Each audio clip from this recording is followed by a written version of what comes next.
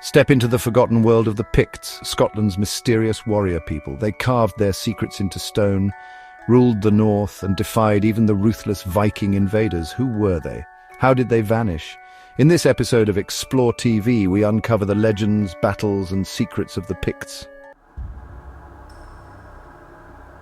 They were Scotland's first defenders, the fierce Picts, a mysterious people who fought off Roman legions, resisted Anglo-Saxon invasion, and even clashed with Viking raiders. Their enemies feared them, their warriors were covered in blue tattoos, and their symbols remained carved into Scotland's stones. But after centuries of battle, the Picts vanished. What happened to them? Let's dive into one of the fearless Pict warriors' stories, the Highlands, my home. A land of raw beauty and fierce challenge. Towering mountains pierce the sky, their peaks shrouded in mist. Deep dark lochs reflect the ever-changing moods of the heavens. Forests, ancient and impenetrable, cloak the slopes. This is where we, the Picts, thrived. We are children of this land, its wild spirit flowing through our veins. Generations of my ancestors have hunted in these hills, fished in these waters, and defended this land with their lives. Their spirits linger, whispering tales of courage and sacrifice on the wind. I can feel their presence in the ancient stones, hear their echoes in the rushing waterfalls, see their shadows dancing in the flickering firelight. We are not like the soft southerners who cower behind walls of stone and wood. The land is our fortress, its harsh embrace our shield. We are as tough as the granite that forms our mountains, as wild as the storms that lash our shores. We are the Picts, and we fear no one. My name is Connell. I'm a warrior of the Picts, just like my father and his father before him. From a young age I was trained in the arts of war, taught to wield a sword and axe with deadly skill. Our weapons are extensions of ourselves, forged in fire and honed to razor sharpness. We paint our bodies with woad, swirling patterns that invoke the spirits of our ancestors and strike fear into the hearts of our enemies. We are not a numerous people, but what we lack in numbers, we more than make up for in ferocity. We fight like wolves defending their den, with unwavering courage and a savagery that chills the blood. We are the Picts, and we will not be subjugated. Our freedom is in our blood, passed down from generation to generation, as precious as life itself. The Romans call us barbarians. They fear what they do not understand. They build their roads and their walls, seeking to tame this land and its people, but they will fail. They cannot conquer the spirit of the Highlands any more than they can chain the wind or command the tide. They will learn to fear the painted warriors of the north. I remember the day the Roman legions first marched north, their armor gleaming like a river of blood under the pale Scottish sun. They came with their discipline, their siege engines, their arrogant belief in their own invincibility. They called their leader Severus, but we knew him as the Serpent, a venomous creature come to poison our lands. The earth trembled beneath the weight of their advance, their legions a relentless tide of steel. They offered us a choice, submit or be crushed, but we, the Picts, have never bowed to any master. We chose defiance. We harried their supply lines, ambushed their patrols, melted back into the forest like phantoms, leaving a trail of Roman blood to stain the heather. Our tactics are not those of the open battlefield. We are the eagles, striking from the cliffs and vanishing into the clouds. The Romans, for all their discipline and might, are cumbersome bears, lumbering through terrain they do not understand. They may take our land, but they will never break our spirit. Years turned into decades, and still the Romans clung to the edges of our land like a persistent cough that refuses to be cured. Then came new raiders from the cold north, the Vikings. They arrived in their longships, dragons of the sea with their sails billowing like wings of death. They sought plunder and slaves, leaving a trail of fire and sorrow in their wake. They were warriors, these Vikings, fierce and strong, but they were not like the Romans. They did not seek to conquer and hold our land. They sought only to raid and pillage, then vanish back across the sea with their stolen treasures. We fought them, of course, but it was a different kind of war. We could not meet them on the open sea, nor match them ship for ship. We had to fight them on our terms in the forests and glens, where their axes and shields were little use against our guerrilla tactics. We became shadows, striking from the darkness and vanishing before they could retaliate. the hammer of the Picts. Then came the day our enemies joined forces. The Northumbrian Anglo-Saxons, those who had taken the land south of us, allied with the Vikings to crush us once and for all. They marched north, a vast army confident of victory. They would learn the folly of underestimating the Picts. Our king, Bride, a leader of fierce courage and cunning, gathered our clans. We met the enemy at a place called Dunnican, a hill shrouded in mist. The Anglo-Saxons and their Viking allies, arrogant and unprepared, walked into our trap. We fell upon them like wolves, our war cries echoing through the mist, our weapons reaping a bloody harvest. The Battle of Dunnican was a massacre. The ground ran red with the blood of our enemies. Their leader, the Northumbrian king, lay dead, his dreams of conquest shattered on the anvil of our defiance. That day the hammer of the Picts rang out, a sound that echoed through the ages, a testament to our enduring spirit. The Gaelic Embrace. We kept the Romans at bay, we broke the Vikings on the anvil of our defiance, we vanquished the Anglo-Saxons at Dunnican, but the greatest threat to the Picts came not from the point of a sword, but from the embrace of a culture. From the west came the Gaels, a people not so different from ourselves. They brought with them a new language, a new faith, a new way of life. There were battles, yes, old rivalries die hard, but there were also marriages, alliances, a gradual blending of traditions. The Gaelic language, lilting and musical, took root in our land, slowly supplanting our own. Their faith, with its tales of a man called Jesus, spread amongst our people. We did not vanish overnight. We were not conquered, our land stolen, our people scattered to the winds. We were like a river flowing into the sea, our waters merging, becoming something new, something different, yet still carrying within it the memory of the source. We were the Picts, and we became part of something greater.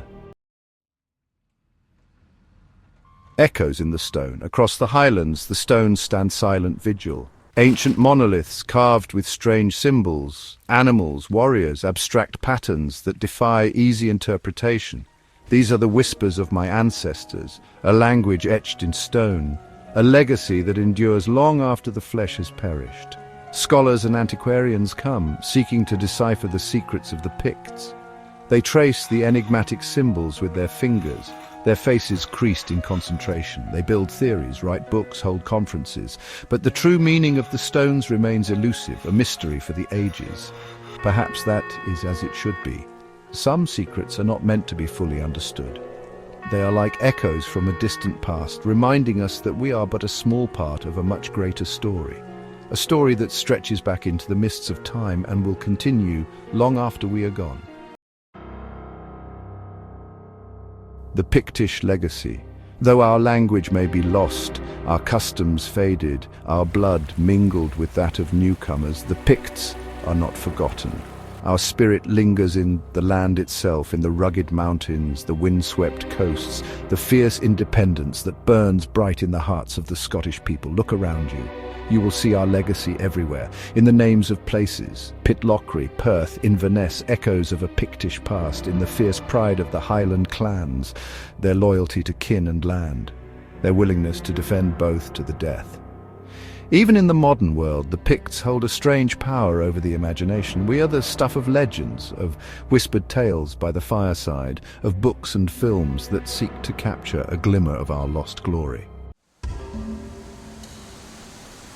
An enduring spirit. I am Conall, warrior of the Picts, or perhaps I am just a whisper in the wind, a shadow in the forest, a memory etched in stone. It does not matter. The Picts are not defined by flesh and blood, but by an enduring spirit, a spirit that will never truly die. As long as the mountains stand, as long as the rivers flow to the sea, as long as the wind whispers tales of courage and defiance, the Picts will live on. We are the guardians of this land, its protectors, its beating heart. We are the Picts, and our spirit will endure. They defeated the Romans, resisted the Anglo-Saxons, and even fought the Vikings. So why did the Picts vanish? The Picts ruled Scotland for centuries, but a mix of war, alliances, and cultural shifts led to their disappearance. Did they merge with the Scots, or were they wiped out? Most historians believe the Picts weren't wiped out, but gradually merged with the Gaels, Scots, from the west. The key turning point was the reign of Kenneth MacAlpin, circa 843 AD, a Gaelic king who united the Picts and Scots, forming the early kingdom of Alba, Scotland. Over time, Pictish language and identity faded, absorbed into Gaelic culture. Some argue that Viking raids, internal conflicts, and disease may have drastically reduced the Pictish population. The loss of key leaders and battles, such as Viking attacks on Pictish strongholds, could have led to their rapid decline. However, no evidence suggests total extermination. Modern genetic studies show that many Scottish people today carry Pictish ancestry. Their bloodline never disappeared, it simply evolved. The Picts live on, hidden in the DNA of Scotland. So, rather than vanishing completely, the Picts became the foundation of the Scottish nation. Their symbols, carved in stone, still whisper their legacy. Pictish warriors were feared by all who faced them, including the legendary Viking raiders, because of their ruthless tactics, unmatched knowledge of the land, and unique style of warfare. Unlike other enemies the Vikings had conquered, the Picts refused to engage in open-field battles, instead relying on hit-and-run ambushes, guerrilla warfare, and psychological intimidation. Guerrilla warfare and ambush tactics. The Vikings were used to raiding coastal villages and fighting in traditional shield wall formations, but in the wild, untamed highlands of Scotland, those tactics failed. The Picts mastered stealth attacks. They ambushed Viking raiding parties in dense forests, rugged glens, and narrow passes, surprise night raids. Picts attacked Viking encampments under the cover of darkness, striking swiftly before disappearing into the mist. Hit-and-run skirmishes. Instead of prolonged battles, they used fast cavalry and light infantry to attack and retreat before the Vikings could regroup. Mastery of the Scottish terrain. The Picts had lived in Scotland for centuries and knew its mountains, rivers, and forests better than any outsider. They lured Viking forces into bogs, deep valleys, and treacherous highland passes, where their heavy armor and weapons became a disadvantage. One recorded example of Pictish tactics was their ability to use rivers and lochs as weapons, leading Viking ships into unfamiliar waters where they could be trapped, sunk, or attacked from hidden positions. Psychological warfare and fearsome reputation. Pictish warriors were known for their intimidating appearance, covered in blue tattoos or body paint, often fighting naked or in minimal armor, which shocked their enemies. Viking warriors, despite their own reputation for brutality, were unsettled by the Picts' almost supernatural fearlessness. Pictish warriors also used war cries and chants designed to unnerve enemies before a battle began. Decapitation of enemies. They were known to display the heads of fallen foes on spears, warning invaders of their fate. Symbolic carvings and omens. They left strange symbols on stones and battlefields which may have been used to strike fear into enemies. Fortresses and strongholds that repelled invasion. Unlike many other early medieval tribes, the Picts built massive hill forts on high ground, making direct assaults nearly impossible. These stone fortresses, such as Burghead and Dunnottar, were surrounded by natural defences like cliffs and water, giving them an advantage against Viking raiders. When Vikings attacked, the Picts retreated into these strongholds, outlasting sieges until the enemy was forced to withdraw. Many Viking invasions of Pictish territory ended in failure, leading Norse warriors to avoid deep inland raids in favour of easier coastal targets. The Picts defeated the Vikings multiple times. Historical records suggest that Viking forces struggled to conquer Pictland the way they had devastated England and Ireland. In 839 AD, a major Viking army was annihilated by the Picts, a rare event as Vikings usually won battles across Europe. This resistance meant that rather than fully conquering the Picts, the Vikings focused on settling in Orkney, Shetland, and Caithness, areas they could hold more easily. Final verdict: why did Vikings fear the Picts?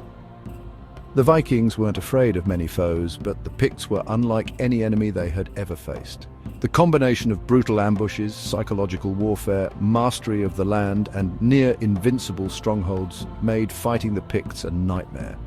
While Vikings successfully raided parts of Scotland, they never fully conquered Pictland. The Picts proved that even the legendary Norse warriors could be beaten. Thank you for joining us on this journey into the lost world of the Picts. Their battles, legends, and mysteries still echo through the landscapes of Scotland today. If you enjoyed this deep dive into history, don't forget to like, share, and subscribe to Explore TV for more untold stories of ancient civilizations, forgotten battles, and hidden histories. Hit the notification bell so you never miss an episode, and let us know in the comments, what historical mystery should we explore next? Thanks for watching, and we'll see you in the next adventure.